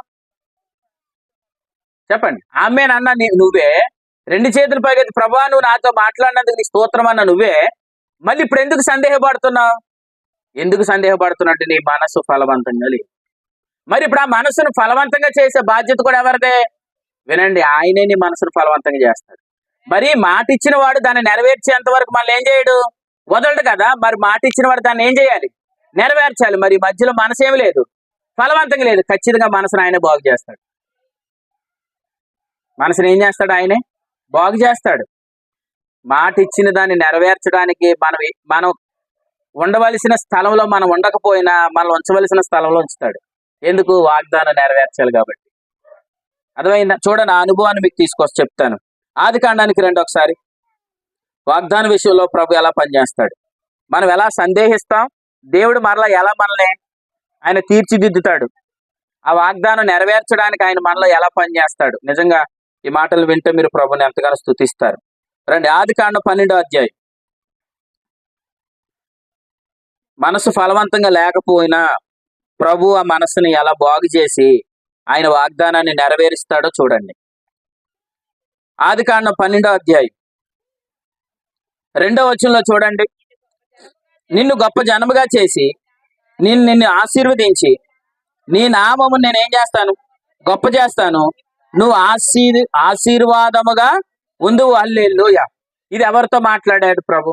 అబ్రహాముతో మాట్లాడాడు. వెంటనే అబ్రహాము ఈ మాట నమ్మాడా, నమ్మలేదా? నమ్మాడు. ఎలా చెప్పగలమంటే ఈ మాట రాగానే అబ్రహాము బలిపీఠము కట్టి అక్కడ ఏం చేశాడు, ప్రార్థన చేశాడు. అంటే అబ్రహాం వాగ్దానం నమ్మాడా? నమ్మాడు కాబట్టే తానున్న మొసపుతోమి అనే ప్రాంతం నుంచి బయటకు వచ్చాడు, ఊరు అనే ప్రాంతంలో నుంచి బయటకు వచ్చాడు, హారాను నుండి బయలుదేరాడు. ఎందుకు? దేవుడు ఏమిచ్చాడు, వాగ్దానం ఇచ్చాడు. దాన్ని ఏం చేశాడు, నమ్మాడు. నమ్మిన అబ్రహాము బలిపీఠం కట్టి ఏం చేశాడు, ప్రార్థన చేశాడు. మరి నమ్మిన అబ్రహాము మరి ఇప్పుడు కరువు వచ్చింది. ఏమొచ్చింది? కరువు వచ్చింది. కరువు వచ్చినప్పుడు మరి ఆ కరువులు ఎవరు పోషిస్తారు అబ్రహాముని? దేవుడే పోషిస్తాడు. ఎందుకు పోషిస్తాడు? వాగ్దానం ఉంది కాబట్టి. వాగ్దానం భవిష్యత్తులో వాగ్దానం ఉంది కాబట్టి ఆ వాగ్దానం నెరవేర్చేంత వరకు అబ్రహాముని వదులుతాడా? వదలడు. మరి ఇప్పుడు కరువు వచ్చింది, ఆ కరువులు ఎవరు పోషించాలి? అబ్రహాముని దేవుడే పోషించాలి. అబ్రహాం ఏం చేశాడు? మనసు ఫలవంతంగా లేదు కాబట్టి ఐగుప్తుకి వెళ్ళిపోయాడు. అంటే అర్థం ఏంటి? కొన్ని సందర్భాల్లో దావీదండి ఎలుగుబాటుని చంపేశాడండి, దేవునికి స్తోత్రం. దావీదండి సింహాన్ని చంపేశాడని దేవునికి స్తోత్రం. ఎర్ర సముద్రాన్ని 2 పాయలుగా చేసేసాడని దేవునికి స్తోత్రం. కానీ మా సమస్య విషయంలో మాత్రం ఆయన అంటే మన నోరుతో మనం ఏం చెప్పేస్తాం, ఎర్ర సముద్రాన్ని చీల్చాడండి, దావీదు సింహాన్ని కూడా చంపాడండి, ఎలుగుబంటిని కూడా చంపడానికి దేవుడు శక్తిని ఇచ్చాడని, గొలియాతును కూడా పడగొట్టే శక్తిని దేవుడు ఇచ్చాడండి అని నమ్మిన నువ్వే విను నీకున్న సమస్య విషయాలు ఎందుకు చేయడని నేను నమ్మలేకపోతున్నావు. ఎందుకు చేస్తాడని నువ్వు నమ్మలేకపోతున్నావు. అంటే దావీదు జీవితంలో చేశాడు, చెప్పండి, ఎర్ర సముద్ర విషయంలో చేశాడు, ఎన్నో విషయాలు చేశాడు అన్న మనం ఏమంటున్నాం? మన విషయానికి వచ్చేటప్పటికి ఇది ఎలా జరుగుతుంది, ఇది ఎలా జరుగుతుంది అంటే అర్థం ఏంటి? వాగ్దానం ఉంది, దాన్ని ఖచ్చితంగా ఏం చేస్తాడు, నెరవేరుస్తాడు. అది నెరవేర్చేంత వరకు కూడా నీకు ఏమొచ్చినా ఆ విషయంలో ఆయనే చూసుకుంటాడు. అర్థమైందా? అది అబ్రహాము నమ్మలేకపోయాడు. ఎందుకంటే అబ్రహాము మనసు కూడా ఎలా లేదు, ఫలవంతంగా లేదు. అందుకే దేవుడు మాట్లాడాడు అన్నాడు, దేవుని స్తోత్రం చెప్పాడు, బలిపీఠం కట్టాడు, ప్రార్థన చేశాడు. వెంటనే కరువు వచ్చింది, ఐగుప్తులోకి దిగిపోయాడు. ఐగుప్తులోకి దిగిపోయి ఎప్పుడైతే దిగిపోయాడో అక్కడికి వెళ్ళిన తర్వాత ఏమైంది? దేవుని శక్తి చేత కాపాడే అనుభవం నుంచి అబ్రహాం తప్పుకున్నాడు. ఎప్పుడైతే దేవుని శక్తి చేత కాపాడబడే అనుభవం తప్పాడో అక్కడ ఏం జరిగింది? అతనికి కష్టాలు ఎదురయ్యాయి, బాధలు అయ్యాయి, ఇబ్బందులు ఎదురయ్యాయి. అప్పుడు అబ్రహాంకి వెంటనే అర్థమైంది, నేను ఉండవలసిన స్థలంలో నేను లేను, దేవుడు నాకు వాగ్దానం ఇచ్చాడు, దాన్ని ఆయన నెరవేరుస్తాడు. అది నెరవేర్చేంత వరకు నేను ఎందుకు ఇక్కడ లేకుండా నేను ఎందుకు ఐగుప్తుకి వచ్చానని బాధపడ్డాడు. బాధపడి మరలా ఎక్కడి నుంచి బయలుదేరి ఐగుప్తుకి వెళ్ళాడో తిరిగి మరలా అక్కడికి వచ్చేసాడు. అంటే మారు మనసు పొందాడా లేదా? దేవునికి స్తోత్రం. అటువంటి మారు మనసు మీకు కలుగునుగా కంటే. ఎందుకంటే మనం కొన్ని సందర్భాల్లో ఆయనకి విరుద్ధంగా వెళ్తున్నప్పుడు, వాగ్దానానికి వేరుగా వెళ్తున్నప్పుడు, దేవుని సంకల్పానికి వేరుగా వెళ్తున్నప్పుడు నీకు ఖచ్చితంగా ఇబ్బందులు కలుగుతాయి, సమస్య కలుగుతుంది. ఆ సమస్య ఎందుకో చెప్పనా, నిన్ను ఆయన ఏదో నష్టపరచడానికి కాదు, ఆ బాధను బట్టి అయినా నువ్వు మరలా నువ్వు రిటర్న్ అవ్వాలి. అబ్రహాము కానీ ఐగుప్తుకి వెళ్ళిన తర్వాత క్షేమం కలిగింది అనుకోండి, అబ్రహాం ఏమనుకుంటాడు, ఐగుప్తు బాగుంది అనుకుంటాడు. అప్పుడు ఎక్కడ ఉండిపోతాడు, ఐగుప్తులో ఉండిపోతాడు. అసలు దేవుని వాగ్దానం నెరవేరదు. దేవుని వాగ్దానం నెరవేర్చడం కొరకు ఏం చేశాడు, ఐగుప్తులో వెళ్ళినప్పుడు అబ్రహాం విషయంలో దేవుడు సైలెంట్ అయిపోయాడు. ఎప్పుడైతే సైలెంట్ అయిపోయాడు, అబ్రహాముకి బాధ ఎదురైంది. బాధ ఎదురవగానే వెంటనే ఎక్కడైతే బయలుదేరాడు తిరిగి అక్కడికే వచ్చాడో లేదు చూడండి, 10వ వచనం చదవండి. అప్పుడు ఆ దేశంలో కరువు వచ్చెను, ఆ దేశంలో కరువు భారముగా ఉన్నందున అబ్రహాము ఎక్కడికి వెళ్ళాడు, ఐగుప్తుకి వెళ్ళాడు. ఇబ్బంది కలిగిందా, బాధ కలిగిందా, శ్రమ కలిగిందా, కలిగింది. అప్పుడు ఏమవుతాడు, వెంటనే రిటర్న్ అయ్యాడు. చూడండి 13వ అధ్యాయం 13వ వచనం. అమ్మా 13వ అధ్యాయం 3వ వచనం. అతడు ప్రయాణం అంటే అబ్రహాం ప్రయాణం చేయుచు దక్షిణము నుండి బేతేలు వరకు, అనగా బేతేలుకును హాయికిని మధ్య తాను మొదట ఉండిన స్థలమునకు వెళ్ళి తాను మొదలు బలిపీఠమును కట్టించిన చోటుకే చేరుకున్నాడు. దేవుని స్తోత్రం. అంటే ఏమయ్యాడు చెప్పండి, ఏమయ్యాడు, రిటర్న్ అయ్యాడు. అంటే మారు మనసు పొందాడు, తన మనసును మరలా తిప్పుకున్నాడు. అవును కదా, నాకు వాగ్దానం ఉంది కదా, నేను ఎందుకు ఈ విషయంలో ఇలా ప్రవర్తించాను, నాకు వాగ్దానం ఉంది కదా, నేను ఎందుకు ఐగుప్తుకి వెళ్ళాను అని మనసు ఏమైంది, మారిందా లేదా? అంటే దేవుడు మనతో చేసిన వాగ్దానాన్ని ఆయన ఖచ్చితంగా ఏం చేస్తాడు, నెరవేరుస్తాడు. ఆ రూట్ లో మనం లేనప్పుడు అవసరమైతే దేవుడు మన శ్రమ పెట్టైనా సరే మళ్ళీ ఆ రూట్లోకి తీసుకొస్తాడు. అలా నన్ను తెచ్చును గాక, నేనైతే నమ్ముతున్నాను, అలా నన్ను ప్రభు తీసుకొని రావాలి. మిమ్మల్ని కూడా ప్రభు అలా తీసుకొని రావాలి. ఎందుకు, అది మీకు క్షేమం. ఇప్పుడు యోనాని దేవుడు ఎక్కడికి వెళ్ళమన్నాడు, నినివే పట్టణానికి వెళ్ళమన్నాడు. కానీ వాడకి ఎక్కడికి వెళ్తున్నాడు, తర్షీషుకి వెళ్తున్నాడు. ఇప్పుడు వాస్తవానికి నినివే పట్టణానికి వెళ్తే యోనా పట్ల దేవునికి ఉన్న ఉద్దేశం నెరవేరుతాడు. ఇప్పుడు యోనా ఎక్కడికి వెళ్తున్నాడు, తర్షీషుకి వెళ్తున్నాడు. మరి తర్షీషుకి వెళ్తున్నప్పుడు మరి ఖచ్చితంగా యోనానికి శ్రమ ఎదురవ్వాలా లేదా, ఎదురయ్యింది. దేవుని స్తోత్రం. అందుకు వెంటనే మళ్ళీ రిటర్న్ అయ్యాడు. ఎక్కడికి వెళ్ళాలో అక్కడికి వెళ్ళాడు, ఏం చేయాలో అది చేశాడు. 1,20,000 మంది మారు మనసు పొందారు లేదా? ఇలా అడిగాడు వాడు నావికుడు, అయ్యా నువ్వు ఎక్కడికి వెళ్తున్నావు, నువ్వు చేసిన పని ఏంటి అని అడిగాడు యోనాని. యోనా అంటాడు కదా, దేవుని సన్నిధిలో నేను పారిపోతున్నాను అన్నాడు. ఎక్కడి నుంచి పారిపోతున్నాడు అంట, దేవుని సన్నిధిలో అంటే అర్థం ఏంటనుకుంటున్నారు, దేవుడు నా ఎడల కలిగి ఉన్న ఉద్దేశాలు కాదని నేను వెళ్ళిపోతున్నాను, దేవుడు నా పట్ల ఉన్న వాగ్దానాలు కాదని నేను వెళ్ళిపోతున్నాను, నేను పారిపోతున్నానని ఇలా అంటాడు. ఈ తుఫాన్ అంతా కలిగింది ఎవరి కోసం అనుకుంటున్నారు, నా కోసమేనన్నాడు. ఇప్పుడు మమ్మల్ని ఏం చేయమంటావు అంటే ఇలా అన్నారు, మీరు నా కాళ్ళు చేతులు పట్టి నన్ను సముద్రంలో పాడండి అన్నాడు. అంటే ఆ శ్రమ కలిగింది. అప్పుడు మళ్ళీ ఏమయ్యాడు, ఎక్కడికి వచ్చాడు, నినివేకి వచ్చాడు. నినివేకి వచ్చి పని చేశాడు లేదా, పని చేశాడు. 1,20,000 మంది రక్షించబడ్డారు లేదా, మారు మనసు పొందారు లేదా? అప్పుడు దేవుని ఉద్దేశం నెరవేరు. అంటే దేవుని ఉద్దేశంలో ముందు మనం వెళ్ళడం కొరకు దానికి కాదని మనం వేరుగా నడిచిన ప్రభు మనల్ని ఏం చేస్తాడు, బుద్ధి చెప్తాడు, శ్రమ కలిగిస్తాడు, ఇబ్బంది కలిగిస్తాడు. ఆ శ్రమలో నీకు అర్థం కావాలి, నేను వాగ్దానం నెరవేర్చబడే రూట్ లో లేను, అందుకే ప్రభు నన్ను శిక్ష చేస్తున్నాడని చెప్పాడు.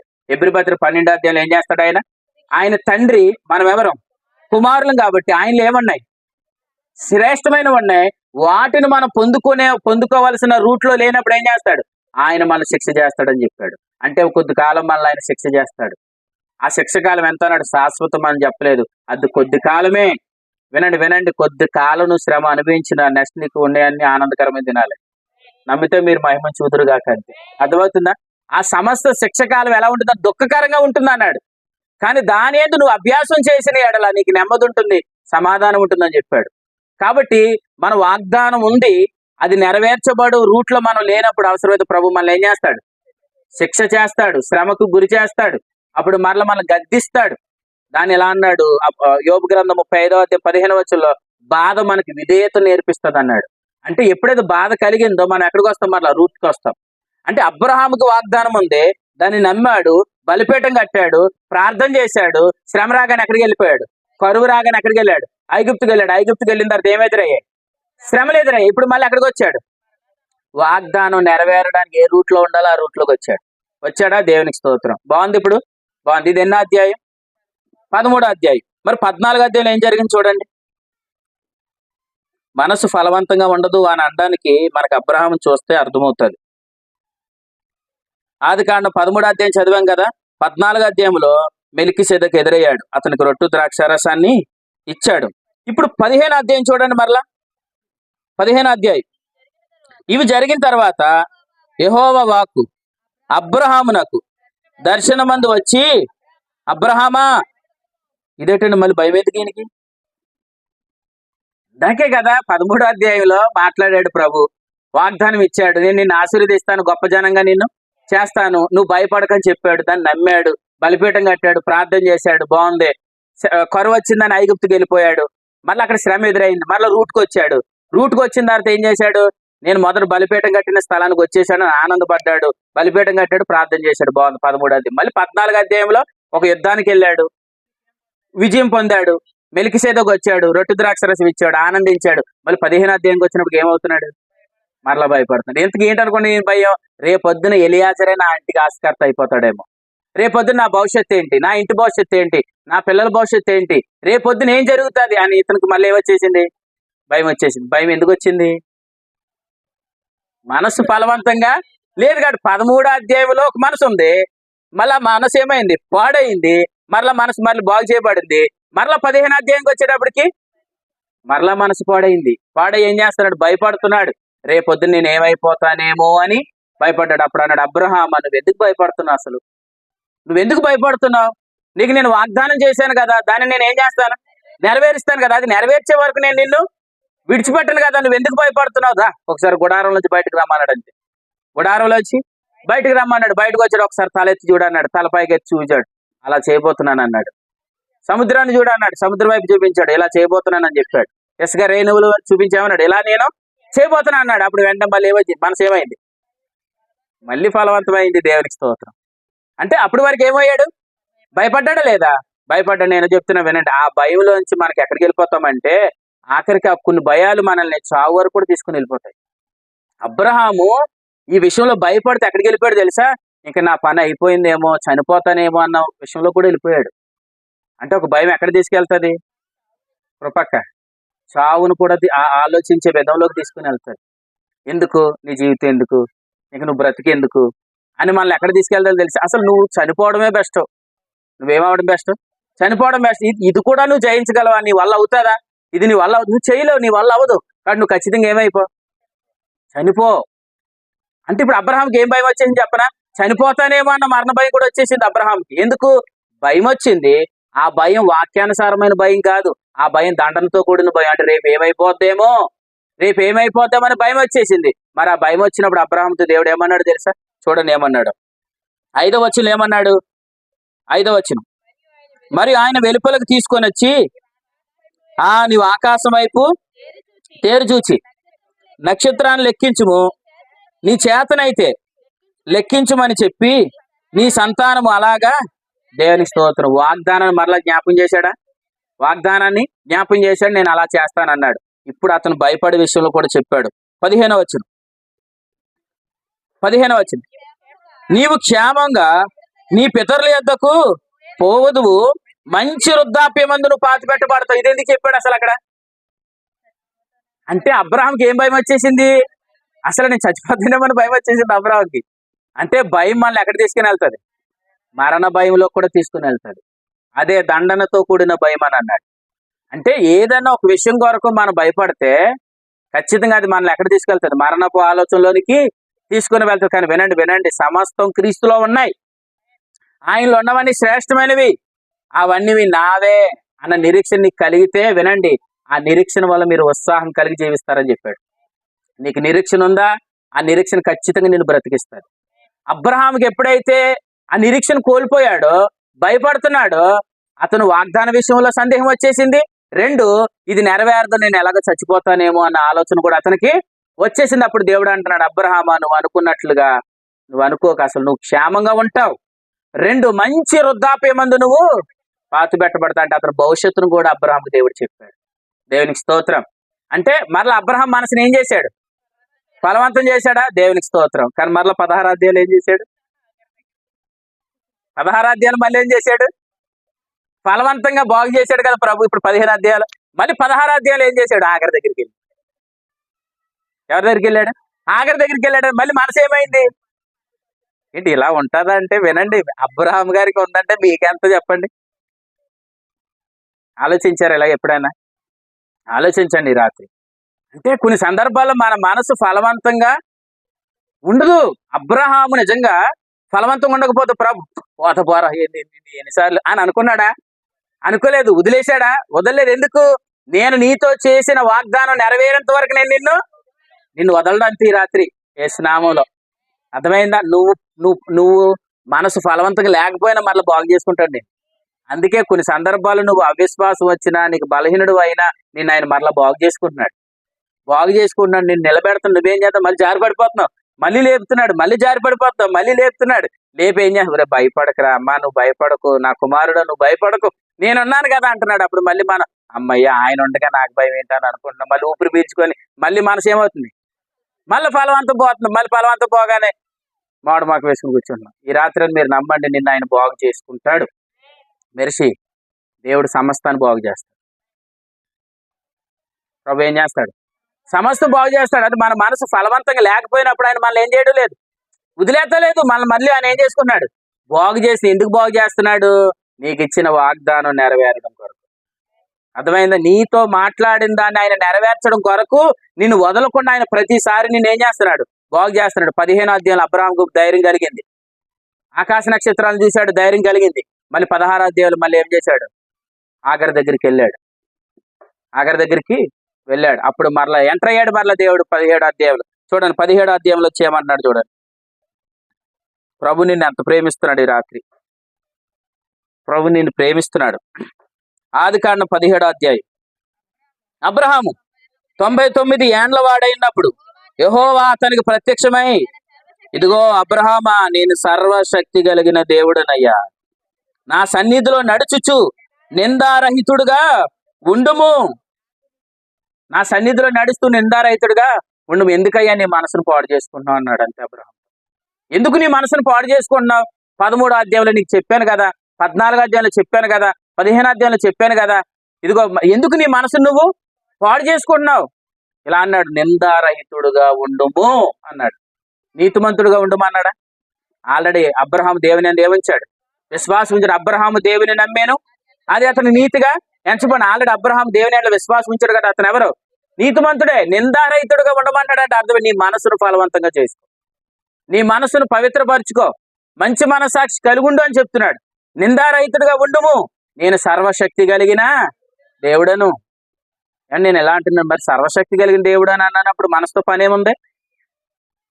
మనసు ఫలవంతంగా ఉండడంలో పనేముంది? వినండి. ఆయన ఎంత శక్తి కలిగిన వాడైనా ఆయన ఎక్కడ పని చేస్తాడండి? నీ మనసు మంచిగా లేకపోతే, అంటే నీ మనసు పవిత్రం కాకపోతే, నువ్వు నిందారహితుడుగా ఉండకపోతే, నీ మనసు ఫలవంతంగా లేకపోతే ఆయన నీలో ఏం చేయలేడు?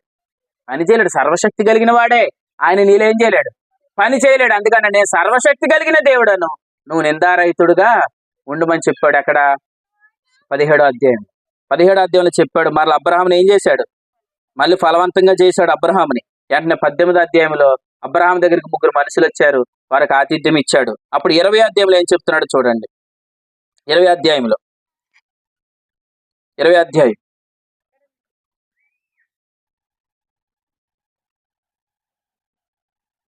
ప్రవక్త అని ఉంటుంది చూడండి. 7వ వచనం చూడండి.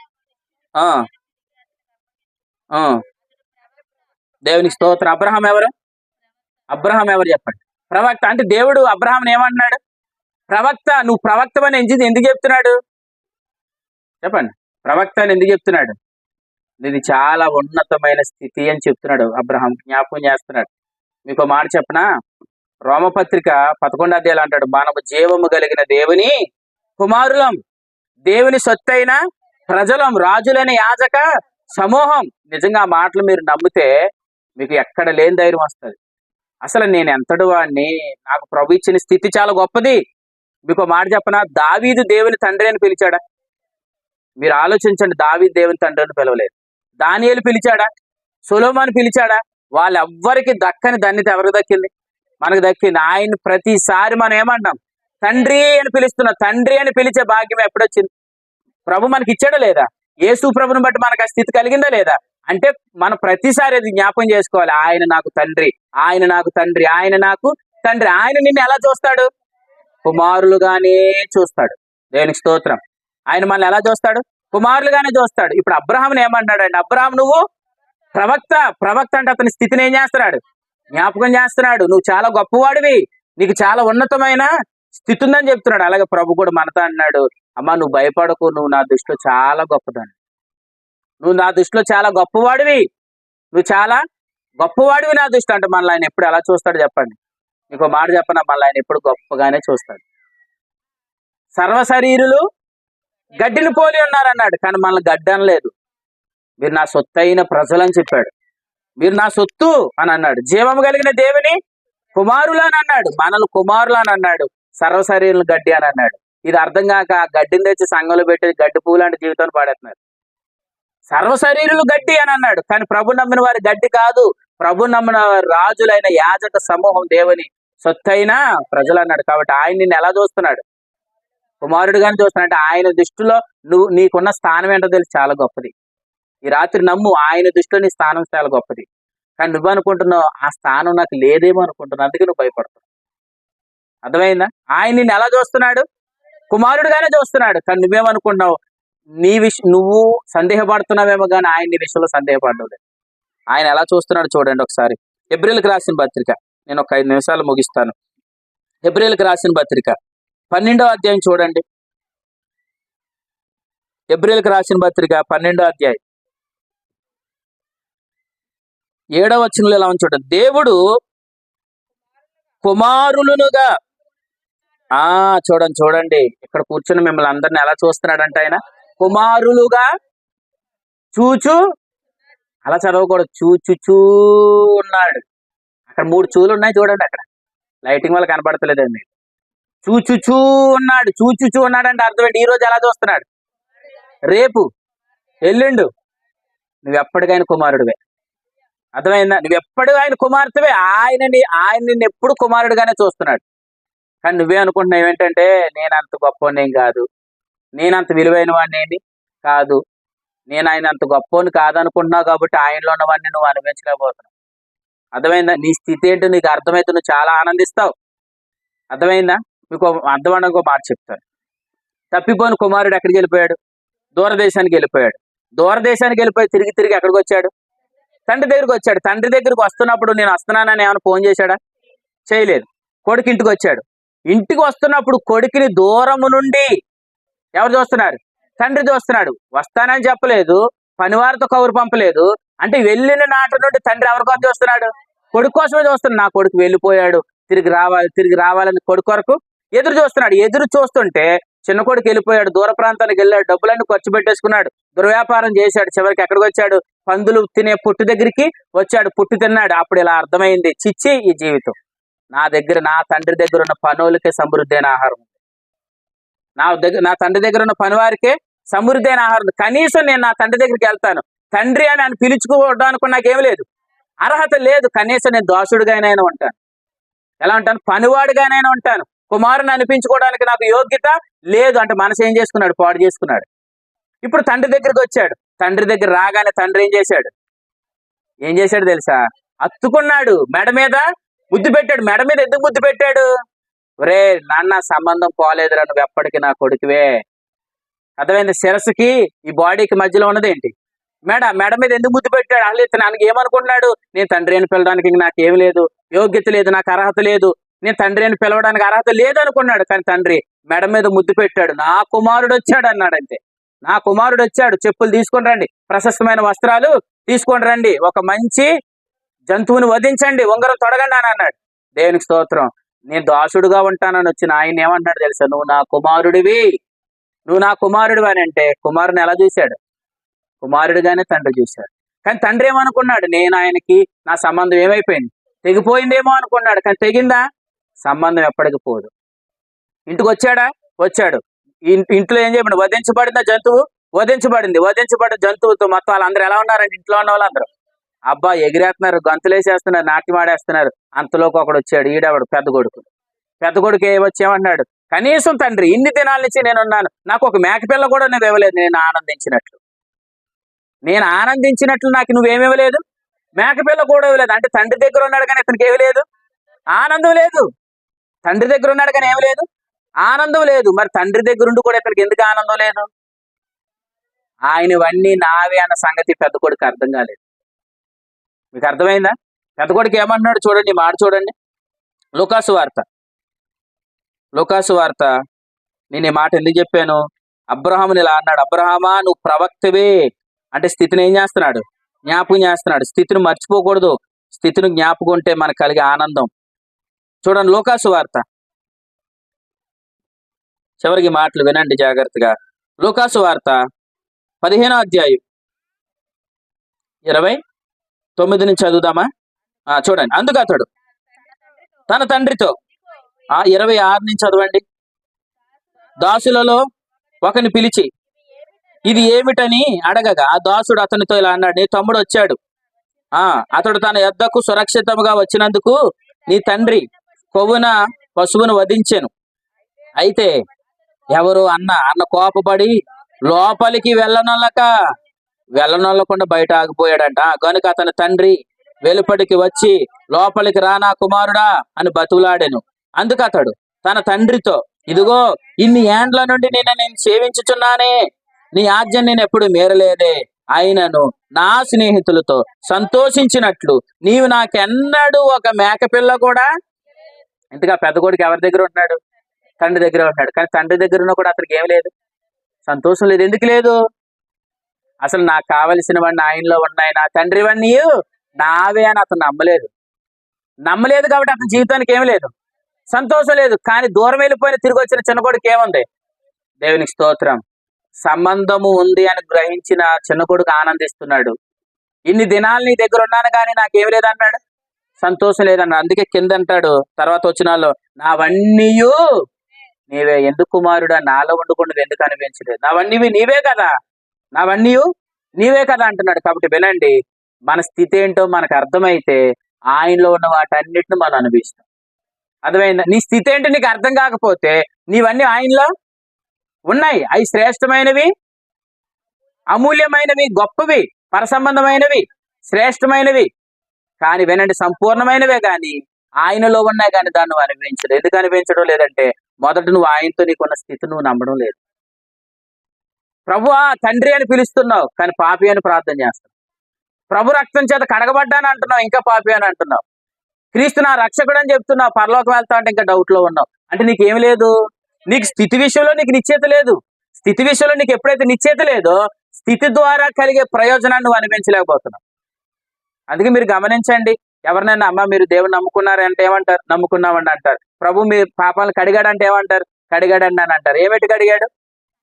సర్పసుబ్బ అమూల్యమైన రక్తం అన్నాడు. అమూల్యమైన అంటే వెలకట్టలేనంత రక్తం చేత మన పాపాన్ని కడిగాడు. ఇప్పుడు వెంటనే ఇలాగ అడిగారు, మరి మీరు పాప నీతిమంతులు అంటే ఏమంటారు? పాపిలని అంటారు. అమూల్యమైన రక్తం కడిగిందని చెప్తుంది నువ్వే, నా కొరకు యేసుప్రభు చనిపోయాడని చెప్తుంది నువ్వే, ఆయన రక్తం నా పాపాన్ని కడిగిందని చెప్తుంది నువ్వే. కానీ మళ్ళీ నువ్వేమంటావు? అంటే నీకు స్థితి విషయంలో నీకు ఏమొచ్చేసింది? డౌట్ వచ్చింది. స్థితి నువ్వేం చేయడం లేదు, గట్టిగా నమ్మడం లేదు. అందుకు ప్రభు అంటున్నాడు, నువ్వు స్థితిని నమ్మితే ఆ స్థితిలో నుండి కలిగే ప్రయోజనాన్ని నువ్వు అనిపిస్తావు. స్థితిలో నుండి కలిగే ప్రయోజనాన్ని అనిపిస్తే ఇప్పుడు చిన్న కుమారుడికి ఏమర్థమైంది? ఆయన తండ్రి, ఆయనలో ఉన్నవన్నీ నావే అన్న సంగతి అతనికి అర్థమైంది. కాబట్టి తండ్రిలో ఉన్నవన్నీ చిన్న కుమారుడు అనుభవించాడు. ఆయన నాకు తండ్రి అని అనుకున్నాడు కానీ ఆయనవన్నీ నావే అని నమ్మలేని పెద్ద కొడుకు ఏమి లేదు, సంతోషం లేదు. కానీ మీ అందరికి సంతోషం కలుగును కాక అంతే. కాబట్టి అబ్రహాముతో దేవుడు ఇలా అంటున్నాడు, అబ్రహాము నువ్వు ప్రవక్తవి అని అంటాడు. నువ్వు ప్రవక్తవి, నీ స్థితి చాలా గొప్పది, నీ స్థితి చాలా గొప్పది అని అంటున్నాడు. వినండి, మనందరి స్థితి దేవుల్లో చాలా గొప్పది. అర్థమైందా? ఆయన మనల్ని కుమారులుగా చూస్తున్నాడు. మీరు ధైర్యంగా ఇలా ప్రార్థించండి, ప్రభువా నాకు ఇది కావాలి, నువ్వు నాకు నెరవేరుస్తావు, ఎందుకంటే నేను నీ కుమారుని, నేను నీ బిడ్డను. కాబట్టి ఈ విషయంలో కూడా నువ్వు నాకు సమాధానం ఇస్తావు, ఈ విషయంలో కూడా నాకు నెమ్మదిని ఇస్తావు అని ఖచ్చితంగా వాగ్దానాన్ని ఎత్తి మనం ప్రార్థన చేసే కృప దేవుడు మనందరికి ఇచ్చాడు. కాబట్టి మన ధైర్యంగా ఆయన దగ్గర ఏం చేయొచ్చు? ప్రార్థన చేయొచ్చు. ఖచ్చితంగా ప్రభు ప్రతి విషయంలో మనకు సహాయం చేస్తాడు. కానీ అబ్రహాముతో అంటున్నాడు, నువ్వు ప్రవక్తవే అని చెప్పాడు. ఎన్ని అధ్యాయంలో? 20 అధ్యాయంలో నువ్వు ప్రవక్త అని చెప్పాడు. వినండి, ఎప్పుడైతే ప్రవక్త స్థితి విషయంలో అబ్రహాంకి కన్ఫర్మేషన్ వచ్చిందో, గట్టిగా ఎప్పుడైతే నమ్మాడో, 21వ అధ్యాయంలో ఏ వాగ్దానం ఇస్తానని పిలిచాడు, ఆ వాగ్దానం నెరవేర్చాడు. దేవునికి స్తోత్రం. చూడండి 21వ అధ్యాయం, 21వ అధ్యాయం, ఆది కాండం 21వ అధ్యాయం, ఆది కాండము 21వ అధ్యాయం. యెహోవా ఎవరికి చెప్పిన ప్రకారం? అబ్రహాముకి చెప్పిన ప్రకారం సారాని దర్శించెను. దేవునికి స్తోత్రం. 2వ వచనం తర్వాత యెహోవా తానిచ్చిన మాట చెప్పున సారాను గూర్చి చేసెను. దేవునికి స్తోత్రం. 2వ వచనం, ఎట్లనగా దేవుడు అబ్రహాముతో చెప్పిన నిర్ణయ కాలములో సారా గర్భవతి ఆయను. దేవునికి స్తోత్రం. అంటే అబ్రహాముతో దేవుడు ఏం చెప్పాడో దాన్ని నెరవేర్చాడా లేదా? అంటే ఏమన్నాడు? నేను చెప్పినది నెరవేర్చేంత వరకు నేను నిన్ను విడవను. నీ మనసు ఫలవంతంగా లేకపోయినా కూడా నేను వదలన్నాడు అంతే అబ్రహాం. దేవునికి స్తోత్రం. నిజంగా మీరు అబ్రహాంకి దేవుడికి ఎటువంటి పోరాటం జరిగిందో చూసారా? అంటే ఆయన వాగ్దానం చేసింది అబ్రహాం జీవితంలో నెరవేర్చడం వరకు. అబ్రహాం మనసు ఫలవంతంగా లేకపోయినా ఆయన ఏం చేసుకున్నాడు? ఫలవంతంగా చేసి వాగ్దానాన్ని నెరవేర్చాడు. దేవునికి స్తోత్రం. కాబట్టి మన జీవితంలో ప్రభు చేసిన ప్రతి వాగ్దానాన్ని ఆయన నెరవేరుస్తాడు. మీకు ఎప్పుడు కూడా చెప్తాను, దానికి నిర్ణయ కాలం ఉంది, తగిన సమయం ఉంది, వాగ్దానం నెరవేర్చబడు కాలం ఉంది. ఆ కాలం వచ్చిన ఖచ్చితంగా దేవుడు దాన్ని నెరవేరుస్తాడు. అర్థమైందా? మీరు ఒకటి మాత్రం నమ్మండి, ఆయన నాతో చెప్పింది నెరవేర్చేంత వరకు ఆయన నన్ను వదలడు. నువ్వు వదిలేసి యోనాలాగా వెళ్ళిపోయినా చేప కొడుపులోంచైనా నేను మరలా తీసుకొస్తాను. అర్థమైందా? మీరు ఎంత తప్పుపోయినా మరలా మిమ్మల్ని స్టడీ చేస్తాడు. ఎందుకంటే ఆయన వాగ్దానం చేసి నెరవేర్చేంత వరకు కూడా ఖచ్చితంగా మన ఎడలని పనిచేస్తాడు. దేవునికి స్తోత్రం. కాబట్టి వాగ్దానం ముందు దాన్ని ఖచ్చితంగా ఆయన ఏం చేస్తాడు? నెరవేరుస్తాడు. వాగ్దానం దేవుడు దేని చూస్తున్నాడు? వాగ్దానం చూస్తున్నాడు. ఈ రాత్రి మీరు అందరూ వాగ్దానం వైపు చూడండి. మీతో ప్రభు ఏం మాట్లాడుతున్నాడు? మీరు అందరూ వాగ్దానం వైపు చూడండి. ఆ వాగ్దానం ఎలా నెరవేర్చాలో ఆ పనిలో ప్రభు ఉన్నాడు. అసలు ఆల్రెడీ మనలోని పరిశుద్ధాత్మ దేవుని పంపించిందే చెప్పండి ఆ వాగ్దానాన్ని నెరవేర్చడానికి. నీతో ఆయన చెప్పిన వాటన్నిటి నెరవేర్చడానికి నీలోనికి ఎవరు పంపించాడు? పరిశుద్ధాత్మ దేవుడు వచ్చాడు. ఆయన మనలో ఉండి ఏం చేస్తున్నాడు? వాగ్దానం నెరవేరడానికి మనం ఎలా సిద్ధపడాలో మనల్ని ఆయన సిద్ధపరుస్తున్నాడు. కాబట్టి మీరు అందరూ ఆత్మ చెప్పు సంగతులకి చెవి ఎగ్గుదురు గాక. కాబట్టి మీ మనసు వాగ్దానం మీద ఉండును గాక. ఆయన చెప్పింది ఖచ్చితంగా నెరవేరుస్తాడు. అర్థమవుతుంది? నమ్ముతున్నారు? ఈ రాత్రి మీ మనసు ఫలవంతంగా లేకపోయినా ప్రభు బాగు చేస్తాడు, నమ్మండి. ఎందుకంటే ఆయన చేసిన వాగ్దానం నెరవేర్చడం వరకు. అర్థమవుతుందా? కాబట్టి నేను నీతో చెప్పిన మాట నెరవేరేంత వరకు నేను నిన్ను వదలదు. కృపమ్మ నిన్ను వదలడు ప్రభు. అది రాత్రి రూతు, ప్రభు నిన్ను వదలడు. ఖచ్చితంగా ఆయన చెప్పింది ఖచ్చితంగా నెరవేరుస్తాడు. అటువంటి కృప దేవుడు మీకు అందరికీ అనుగ్రహించును గాక. ఈ మాటలు ఇచ్చిన ప్రభుని స్తుతిస్తూ తలవంచండి, ప్రార్థన చేసుకోండి. ఒక్కసారి నోరు తెరిచి ఈ రాత్రి మోకరించి ప్రభు నీతో ఏం మాట్లాడారు? ఈ రాత్రి నీకు ఆయన కనబడ్డారా? ప్రభు నాకు కనబడ్డారు, ఆయన నాతో ఈ మాట చెప్పాడు. ప్రభు నన్ను దర్శించారు, నాకు ఈ మాట చెప్పారు. ప్రభు రాత్రి నిన్ను ఎలా దర్శించారు? ఈ రాత్రి ఒక్కసారి ప్రభువా నువ్వు నన్ను ఎంత ప్రేమిస్తున్నావయ్యా, నువ్వు నాతో చెప్పిన మాట నెరవేర్చట కొరకు, అది నెరవేరేంత వరకు నేను నిన్ను వదలను, నేను నిన్ను విడిచిపెట్టను అన్నావు. ప్రభువా నువ్వు నమ్మదగిన దేవుడువు, నువ్వు నమ్మదగిన దేవుడు ప్రభువా. ఆ వాగ్దానం నా ఎడల నెరవేర్చేవాడు. నువ్వు శ్రేష్టమైన జ్యోతిర్మయుడగు తండ్రివి. శ్రేష్టమైనవి నీలో ఉన్నాయి, శ్రేష్టమైన నీలో ఉన్నాయి. అవన్నీ నావే మావే అని మీరు చెప్పారు. వాటిని మేము అనుభవించడానికే సత్యవాక్యం వల్ల మమ్మల్ని మీరు కన్నారని చెప్పారు. అయ్యో మీరు ద్విమనసులై ఉండకండి, అస్థిరులుగా ఉండకండి అని చెప్పావు. మీరు స్థిరత్వం కలిగిన వారయ్యా, మీలో సంచలత్వం గమనాగమన వల్ల కలుగు ఏ ఛాయైనను మీలో లేదు. మీరు స్థిరత్వం కలిగిన వారు. మీరు ఎప్పుడు మాట్లాడారో, ఈ నెలలో, ఏ సంవత్సరం, ఏ రోజు మాట్లాడారో మీకు స్థిరత్వం ఉంది. కానీ మేమే కొన్ని సందర్భాల్లో సందేహించి ప్రభా వాగ్దానాన్ని నమ్మలేక మనసు ఫలవంతంగా లేకపోవడం వల్ల కుడిమికి ఎడమికి మేము తొట్టిల్తున్నాం. కానీ అయినా కానీ మీరు మమ్మల్ని ప్రేమిస్తున్నారు. ఆ వాగ్దానం మా ఎడల నెరవేర్చడం కొరకు మా మనసు ఫలవంతంగా లేకపోయినా నీ సత్యవాక్యము చేత మా మనసును దినదినానికి నూతనపరుస్తూ, మా మనసును పవిత్రపరుస్తూ ఆ వాగ్దానం నెరవేరడానికి నాయన మమ్మల్ని మీరు సిద్ధపాటు చేస్తున్నందుకు మీకు స్తోత్రాలు అయ్యా. ఎంత ప్రేమనైనా, ఎంత కృప, ఎంత జాలి మా మీద మీరు చూపిస్తున్నారు. ఈ రాత్రి ప్రభువా మీరు మమ్మల్ని ప్రేమిస్తున్నారని మరొకసారి మీ సంగతులతో మమ్మల్ని రుజువుపరిచారు. నీ మనసు బలవంతంగా లేకపోయినా నేను బాగు చేసుకుంటాను అంటున్నారు. ప్రభువా నాయన ఎవరు నాయన ఇలా ఆలోచించేవారు ఎవరు? అయ్యా మీరు విసుక్కునేవారు కాదు. అయ్యా నాయన మీరు విడిచిపెట్టేసేవాడు కాదు. ప్రభువా అబ్రహాము మనసు బలవంతంగా లేకపోయినా, అబ్రహాము వాగ్దానాన్ని నమ్మి మరలా సందేహించిన, వాగ్దానాన్ని నమ్మి మరలా భయపడిన, వాగ్దానాన్ని నమ్మి భవిష్యత్తు ఏమైపోతుందని భయపడిన, వాగ్దానం నమ్మి ఆఖరి విషయంలో నాయన వెళ్ళిన ప్రభువా నిందారహితుడిగా లేకపోయినా నువ్వు ధైర్యపరిచావు. అబ్రహామా నువ్వు భయపడకని నాయన అబ్రహాము నువ్వు ధైర్యపరిచావు. నీకు క్షేమం కలుగుతుంది, భయపడొద్దని చెప్పావు. ఇదిగో అబ్రహామా నువ్వు ప్రవక్తవని చెప్పావు. అవునయ్యా అబ్రహాము ప్రవక్త. మాతో మీరు చెప్పారు, ఇదిగో నువ్వు నా కుమారుడివి, నువ్వు నా కుమార్తెవి, నువ్వు జీవము కలిగిన దేవుని కుమారుడివి, నువ్వు నా సొత్తైన ప్రజలు, మీరు నా సొత్తైన ప్రజలు అని చెప్పారయ్యా. అయ్యా ప్రభా మేము జీవము కలిగిన దేవుని కుమారులు, మేము మీ కుమారులు, మీ పిల్లలం. ఇదిగో మీరు దేనికి భయపడద్దని చెప్పావు. నా ఆత్మని మీలో ఉంచాను గనుక మీరు దేనికి భయపడద్దని చెప్పావు. నాయన ఏ భయాలైతే అనుకుంటున్నాయో నాయన భవిష్యత్తు ఏం జరుగుతుంది, రేపు ఏం జరుగుతుంది, ఎల్లుండి ఏం జరుగుతుంది, అయ్యా కుటుంబ విషయంలో ఏం జరుగుతుంది, ఆర్థిక విషయాలు ఏం జరుగుతుంది, అప్పుల విషయంలో ఏం జరుగుతుంది, కుటుంబ విషయంలో ఏం జరుగుతుంది అని మేమైతే భయపడుతున్నాం కానీ అయ్యా నువ్వు మాత్రం స్థిరముగానే ఉన్నావు. నీలో మాత్రం మార్పు లేదు. ఇదిగో నేను నెరవేర్చేంత వరకు నేను వదలని చెప్తున్నావు. వదలకు ప్రభువా నాయన, నువ్వు నన్ను వదలకు నాయన. నేను తప్పిపోతున్నప్పుడు నన్ను సరిచేయండి. నా మనస్సు పాడవుతున్నప్పుడు నా మనస్సును బాగు చేయండి. నా మనసు ఫలవంతంగా లేనప్పుడు నా మనస్సును బాగు చేయండి ప్రభువా.